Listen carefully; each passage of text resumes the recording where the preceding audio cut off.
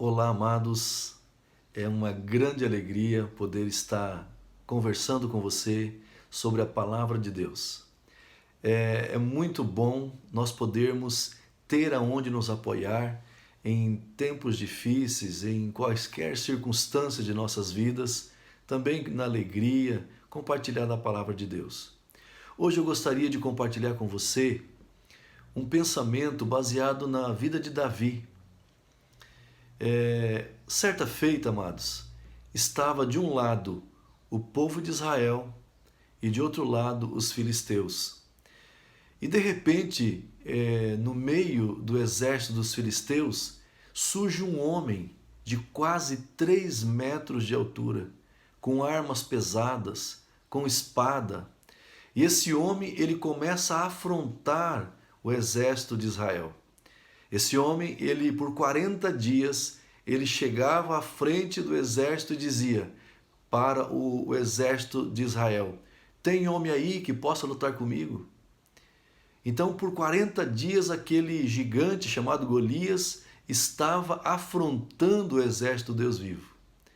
Mas o pai de Davi, num determinado dia, ele fala para Davi levar comida para os capitães e para seus irmãos.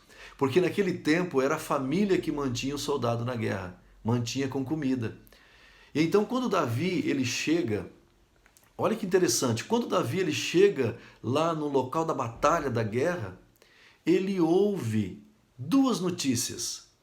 Ele ouve uma notícia ruim e ele ouve uma notícia boa. A boa notícia e uma notícia ruim.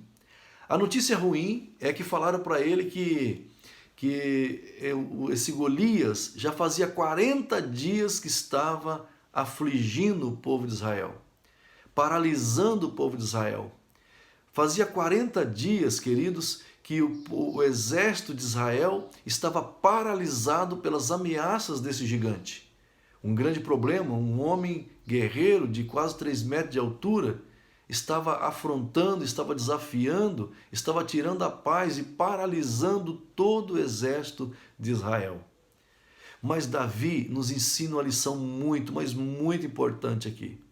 Davi, ele quando chega nesse local da batalha, ele não foca, não dá os seus ouvidos para as más notícias. Mas Davi, ele foca nas boas notícias. E quais eram as boas notícias? Eu quero ler para você essas boas notícias. Olha o que diz aqui a palavra. Em 1 Samuel, capítulo 17, versículo 25. E diziam os homens de Israel: viste aquele homem que subiu? Ele sobe para desonrar a Israel.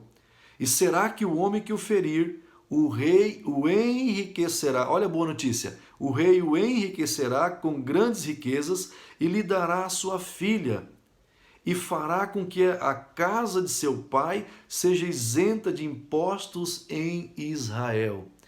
Então, qual era a boa notícia que tinha lá? A pessoa, o soldado que conseguisse resolver esse problema chamado Golias, esse gigante, ele casaria com a filha do rei, ele ficaria rico e nunca mais pagaria impostos em Israel. Essa é a boa notícia ali. E Davi, ele foca nessa boa notícia. Olha o que a Bíblia diz no versículo 26 do capítulo 17 de 1 Samuel. Então Davi perguntou aos homens que estavam ao seu redor: que farão ao homem que vencer a este filisteu e eliminar essa vergonha de Israel? Pois quem é esse filisteu incircunciso para que desonre os esquadrões do exército do Deus vivente?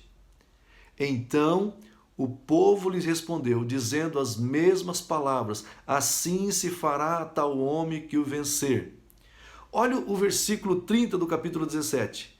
E partindo dali, acercou-se de outro e repetiu as mesmas palavras, e o povo lhe respondeu da mesma maneira que antes. Ou seja, Davi, ele focou nas boas notícias. Davi chegava em uma pessoa e perguntava: o que mesmo vão fazer para o homem que vencer, que ferir esse gigante? E aí eles repetiam para ele, ele ouvia: vai casar com a filha do rei, vai ficar rico e nunca mais vai pagar impostos. Ele nem se importou para que o gigante estava falando, mas ele repetia a promessa, ele repetia as boas notícias.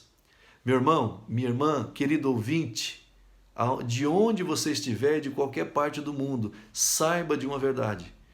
Num cenário de guerra, num cenário de dificuldades, de circunstâncias adversas, sempre haverá duas notícias. Sempre haverá a notícia ruim e a notícia boa. Mas a palavra do Senhor diz que evangelho é boas notícias. Então a boa notícia que eu tenho para te dar é que a palavra de Deus está riquíssima, cheias de boas notícias, ou seja, cheias de promessas que diz respeito aos filhos de Deus. Então, queridos, deixa eu dar um exemplo para você. Ao invés de você focar no problema, foque numa promessa.